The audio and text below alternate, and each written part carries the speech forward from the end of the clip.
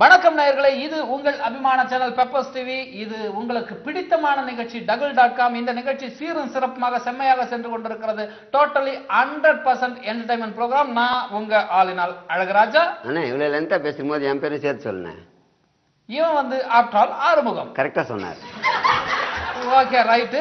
அதாவது ஒவ்வொரு எபிசோட்லையும் நம்ம என்ன பண்ணோம்னா ஒவ்வொரு டாபிக் எடுத்துட்டு அதை வித்தியாசமா மக்கள் என்னென்ன மெயில் அனுப்பிச்சிருக்காங்களோ அதை பத்தி படிக்க போறோம், பார்க்க போறோம், சொல்லிக்கிட்டு இருக்கோம். இப்போ இந்த வாரம் என்ன டாபிக்னா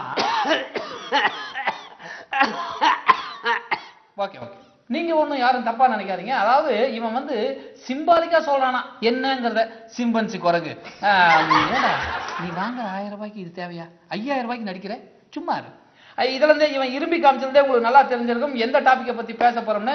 ஹாஸ்பிட்டல், மருத்துவமனை, டாக்டர், நர்ஸ், இது சம்பந்தமா தான் நம்ம மெயில ஓபன் பண்ணி படிச்சு பார்க்க போறோம். ஓகே, அந்த வகையில பார்க்கலாமா? அதுக்கு முன்னாடி நான் தூங்கும் போது அடிக்கடிக்கு கனவு வருதுண்ணே. கண்ணுன்னு ஒண்ணு இருந்தா அதுல கனவு வரத்தாம்பா செய்யும். சின்ன குழந்தைங்களுக்கு கூட கனவு வரும். அது ஒண்ணும் பெரிய குறை கிடையாது. கனவுன்னு வந்தா பரவாயில்லண்ணே. கனவுக்கு நடுவுல விளம்பரம் வருது, இந்த கனவை வழங்குபவர்கள் அப்படின்ட்டு. பாத்து ராஜா, இம்மிடியட்டா ஒரு நல்ல டாக்டர் போய் பாத்துரு. இல்லனா ஒன்லி விளம்பரம் மட்டும் வந்துடும் கனவுல. ஓ அப்படியாண்ணே. இன்னொரு கேள்விண்ணே, நர்ஸுங்களை ஏன் சிஸ்டர்னு கூப்பிடுறோம்? நர்ஸுங்களை ஏன் சிஸ்டர் கூப்பிடணும்னா, அதாவது ஒரு சேஃப்டிக்காக, அவங்களோட சேஃப்டிக்காக. அப்படி இருந்துமே உன்ன மாதிரி டகால்ட்டி பார்ட்டிக்கு போயிட்டு நர்ஸைய உஷார் பண்ணிட்டுங்களா? அண்ணே, போன வாரம் ஹாஸ்பிட்டல் போயிட்டு இடுப்பு பிடிச்சிருக்குன்னு டாக்டர், நர்ஸு, கம்பவுண்டர், வாட்ச்மேன் கூட என்ன தூக்கி போட்டு மிதிக்கிறாங்க. இடுப்பு பிடிச்சிருக்குன்னு சொன்னா ஏன் தூக்கி போட்டு உதைக்கிறாங்க? இடுப்பு பிடிச்சிருக்குன்றது நீ இடுப்பு பிடிச்சிருக்குன்னு சொல்ல மாட்டேன், நர்ஸோட இடுப்பு பிடிச்சிருக்குன்னு சொல்லியிருந்தியா? எப்படி நான் கண்டுபிடிச்சிங்க? நீ யாரு, உங்க அப்பா யாரு, உன் பொண்டாட்டி பிள்ளைங்க யாரு, உன் கீப்பு யாரு, எல்லாம் தெரியும்டா எனக்கு. அதை பத்தி எல்லாம் பேசாதீங்கண்ணா. நான் வழக்கம் போல நீங்க மெயில் படிச்சிருங்கண்ணா. இவனை பத்தி திட்டினா எப்படி மேட்ச் பண்ற பாரு. அப்படி மெதுவா திறக்கணும்டா. மெதுவா திறந்து அப்படி அமுக்கணும். இப்ப யார் அமைச்சிருக்கானப்பா? பற்றவாக்கம் பச்சை முத்து என்ன அனுப்பியிருக்காருன்னா பார்சலான்னு. சரிண்ணே. சார், எனக்கு சைக்கிள் ஓட்டும் போது தலை சுத்துது. What A medical miracle. Cycle ஓட்டும் போது சைக்கிளோட வீல் தானே சுத்தணும், தலை சுத்துங்கிறாரு. டேய் ஷேக் தலையா, என்னத்துக்கு இப்படி இப்படி பண்ணிட்டு இருக்க? என்ன யாரோ பலார் பலார்னு அரைஞ்ச மாதிரி இருந்ததுண்ணே. இருக்கும் பிரேக் விடட்டும், உன்னை ஒரிஜினலாவே அரையிறேன். சார், எனக்கு சைக்கிள் ஓட்டும் போது தலை சுத்துதுன்னு டாக்டர் கிட்ட போனேன். ட்ரீட்மெண்ட் முடிஞ்சு அவர் கொடுத்த பில்லை பார்த்ததுக்கு அப்புறம் முன்ன விட ஓவரா இப்ப தலை சுத்த ஆரம்பிச்சிருச்சு. சாதாரண தலை சுத்தலுக்கு கால் நகத்தையெல்லாம் ஸ்கேன் பண்ணியிருக்காரு சார். தலைவலிக்கு யூரின் டெஸ்ட் எல்லாம் எடுத்திருக்காரு சார். இதுவாது பரவாயில்ல. ஸ்டெத்தாஸ்கோப்பை என் தொடையில வச்சு தொட்டு பார்த்துட்டு நீங்க இப்போ 3 மாசம் முழுகாம இருக்கீங்கன்னு சொல்லிட்டாரு. அது மட்டும் இல்ல, 1000 ரூபாய்க்கு டானிக்க எழுதி வேற கொடுத்திருக்காரு சார். நான் ரொம்ப டென்ஷன் ஆகிட்டேன் சார். அப்புறம் விசாரிச்சதுக்கு அப்புறம் தான் தெரிஞ்சது அவரு ஒரு போலி டாக்டர்னு. போலி டாக்டர் ஒழிக்க வழியே இல்லையா சார் அப்படின்னு ரொம்ப புலம்பி நொந்து நூடுல்ஸ் ஆகி எழுதியிருக்காண்டா இந்த பச்சை முத்து. போலி டாக்டர் எப்படின்னா கண்டுபிடிக்கிறது? அதாவதுப்பா, போலி டாக்டர்னா எப்படின்னா, டாக்டருக்கே படிக்காம டகால்ட்டித்தனமா வைத்தியம் பாக்குறாங்கல்ல, அவங்கதான் போலி டாக்டர்.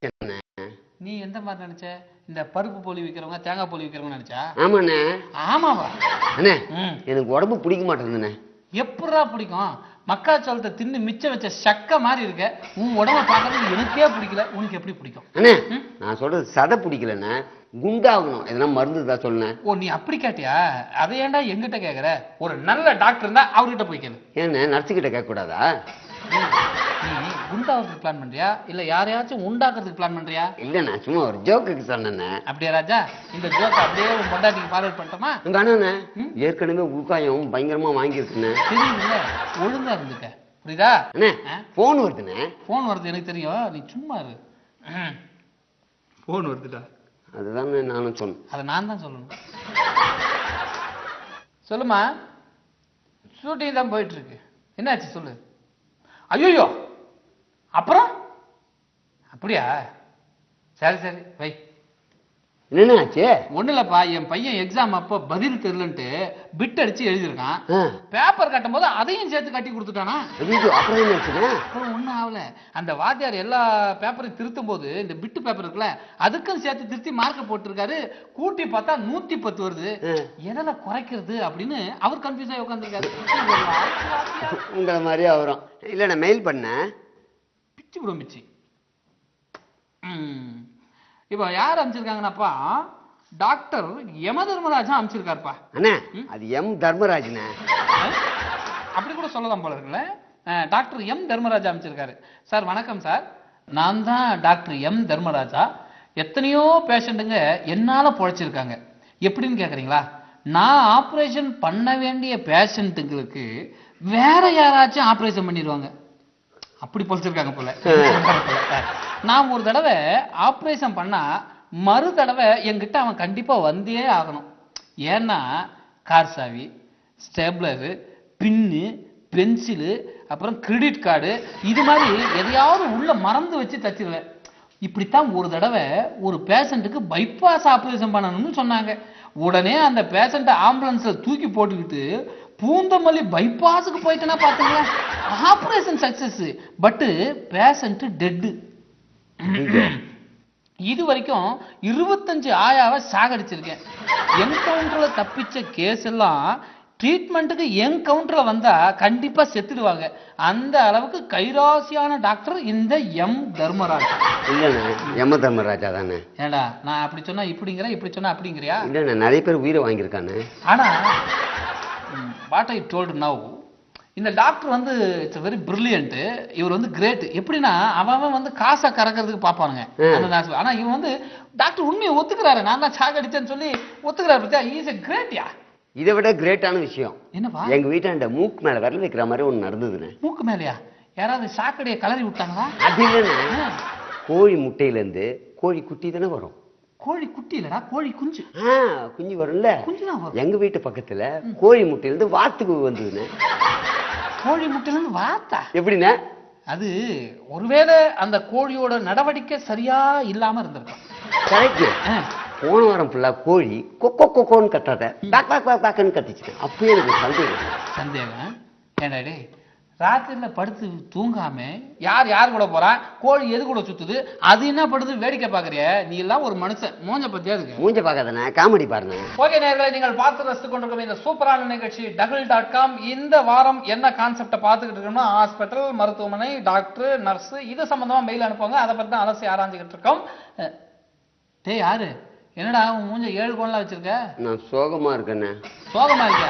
எதை செஞ்சாலும் சொல்லிட்டு செய்ப்பா. ஏன்னா உன் மூஞ்ச பார்த்தா கண்டுபிடிக்க மாட்டேங்குது. சரி, என்ன உனக்கு சோகம்? எங்க மாமாவுக்கு நெஞ்சு வலின்னு ஹாஸ்பிட்டலுக்கு போய் சேர்த்தோன்னே என்ன காரியம் பண்ணிட்டாங்க தெரியுமாண்ணே? பாரா, முன்னெல்லாம் டாக்டருங்க ஆபரேஷன் தான் பண்ணுவாங்க. இப்போ அந்த காரியம் பண்றதையும் கான்ட்ராக்டா எடுத்து அவங்களே பண்ண ஆரம்பிச்சாங்க. அது இல்லைண்ணே, அட்மிட் பண்ணும்போது வெறும் நெஞ்சு வலி தான் சொன்னோம். சரி. இப்போ ஆபரேஷன் பண்ணுன்றாங்க.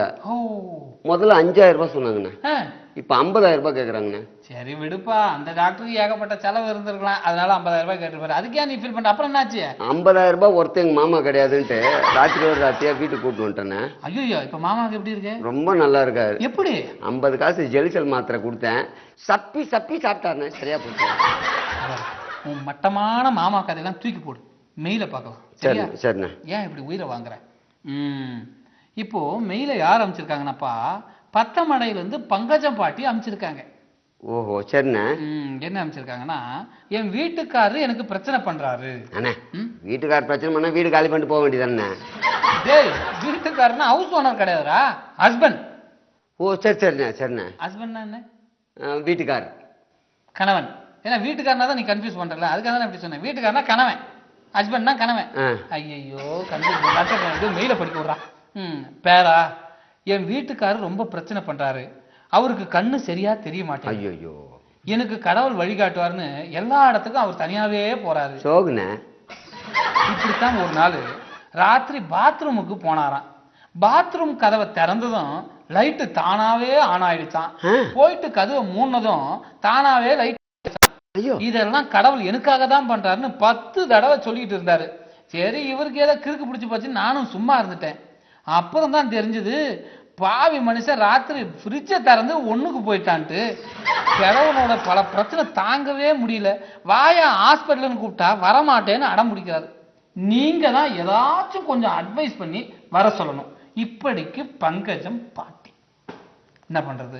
அதாவது சில பேர் வயசாயிட்டாலே எல்லாரும் டார்ச்சர் பண்ண ஆரம்பிச்சுறாங்க. பங்கஜ பாட்டி அம்மா, நான் ஒரு விஷயத்த நல்லா சொல்றேன் கேட்டுங்க. இப்படியே விட்டுறாதீங்க. ஏன்னா அந்த மனுஷன் இன்னொரு நாள் லைட் எந்திரிச்சு கதவு திறக்கும் போது லைட் எரியல, ஏதோ பவர் கட்டுன்ட்டு பீரோல ஒண்ணுக்கு போயிட போறாரு. அப்புறம் புது தண்ணிலாம் நனைஞ்சிடும். பாத்துக்குங்க. தாத்தா பாவம். தாத்தா பாவம் இல்லடா, இந்த பாட்டி தாண்டா பாவம்.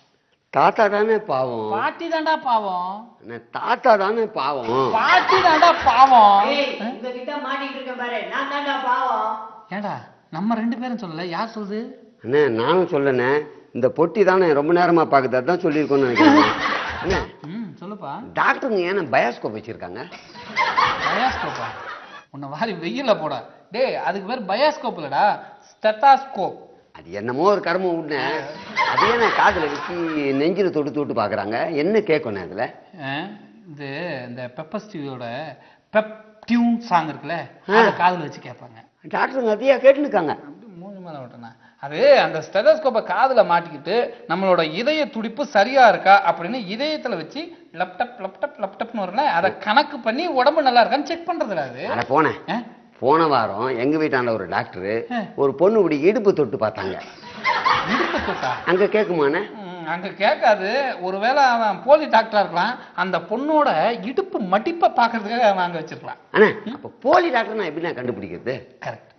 இப்படி சமுதாயத்துல நீ இந்த மாதிரி ஒரு நல்ல கேள்வி கேட்டு பதில வாங்கினா மக்களுக்கு நல்ல யூஸா இருக்கு. சரி, போலி டாக்டர் எப்படி கண்டுபிடிக்கணும்னா, ஒரு ஆட்டோ டிரைவர் போலி டாக்டர் ஆனான்னு வச்சுக்கேன், அவனோட ஆக்டிவிட்டிஸ் எப்படி இருக்கும்னா, இந்த வாயில வந்து தெர்மாமீட்டர் வைப்பாங்க. தெர்மாமீட்டர் உனக்கு தெரியுமா? எனக்கு தெரியாதுண்ணே. தெரியாதா? அதாவது உடம்புல பாடி ஹீட் எவ்வளவு இருக்குன்னு பாக்குறதா வாயில எவ்வளவு பெருசு இருக்கும் அந்த தெர்மாமீட்டர், அதை வைப்பாங்க. அது தெரியும், அது தெரியும். அதுக்கு பேர் தான் தெர்மாமீட்டர். எங்க வீட்டான நான் போய் டாக்டர் கிட்ட பார்க்கும்போது எனக்கு அக்கல் இல்ல வச்சாரு. அது பல்லு விளக்காம வந்திருப்பேன், அதனால அக்கல்ல வச்சிருப்பாங்க. அன்னைக்கு நான் குளி கூட இல்லைண்ணே. அது இந்த பாழடைஞ்ச இடிஞ்சு போன வாயை விட அக்கலே பெஸ்ட் அங்க வச்சிருப்பாங்க. அதை விடுறா, இதை சொல்ல விடுறா. ஒரு கேள்வி கேட்டா அதுக்கு பதில வாங்குறியா, அதுக்குள்ள ஏதோ பேசிக்கிட்டே இருக்க. அதாவது என்ன சொன்ன, ஆட்டோ டிரைவர் மேட்டர் தான். அந்த ஆட்டோ டிரைவர் போலி டாக்டர்னா எப்படி இருக்குன்னா, வாயில தெர்மாமீட்டர் வச்சுட்டு மீட்டருக்கு மேல 50 ரூபா கொடுங்க சார், அவன் பழக்க தோசை மாத்த முடியாது பாத்துக்க. இதுவே டெய்லர் வந்து போலி டாக்டர் ஆனான்னு வச்சுக்கேன், அது எப்படி இருக்கும்னா, உடம்புல எங்கேயாவது ஸ்டிச்சிங் பண்ணணும்னா டப்புன்னு கட் பண்ணி தனித்தனியா தூக்கி போட்டு போயிடுவான். 2 நாள் கழிச்சு தான் வந்து ஸ்டிச்சிங்கே பண்ணுவான். ஏன்னா அவனுக்கு பழக்கம் அதான். இவனோட இந்த மாதிரி ஒரு ஆக்டிவிட்டிஸை வச்சு பார்க்கும்போது போலி டாக்டர் கண்டுபிடிச்சலாம். இன்னொரு விஷயம் என்னப்பா, விஷம் குடிச்சிட்டு ஒருத்தன் பொழைச்சானே, மருந்து குடிச்சிட்டு அவன் செத்தானே. அது எப்படிப்பா? அதாவது விஷம் வந்து போலி, ஓஹோ, அதனால பொழைச்சிக்கிட்டான். மருந்து வந்து டூப்ளிகேட், அதுவும் போலி. ஆமா, செத்து போயிட்டான். பாத்துக்கப்பா, போலி டாக்டர் நிறைய இருக்காங்க, போலி மருந்து நிறைய இருக்காங்க, போலி காம்பியேஷன் நிறைய இருக்காங்க. பாத்துக்கப்பா, நல்ல பையன். மெயில் பண்ண என்னை பத்தி நல்லா பேசிருக்கீங்க. யார் அனுப்பியிருக்காருன்னா, இவர் வந்து சித்த வைத்தியர் சிந்தாமணி அமைச்சிருக்காருப்பா. சார் வணக்கம் சார். இப்ப வந்து சித்த வைத்தியம் நடத்துகின்ற சித்த மருத்துவர்களின் போக்கே சரியில்லை. மத்தவங்களை குறை கூற ஆரம்பிச்சாரு. நான் கடந்த 52 ஆண்டு காலமாக சித்தத்துறையில் இருக்கிறேன். எப்படின்னு பிறந்ததுலேருந்தே சித்த வைத்தியரா இருப்பார் போல இருக்கு. ஓஹோ.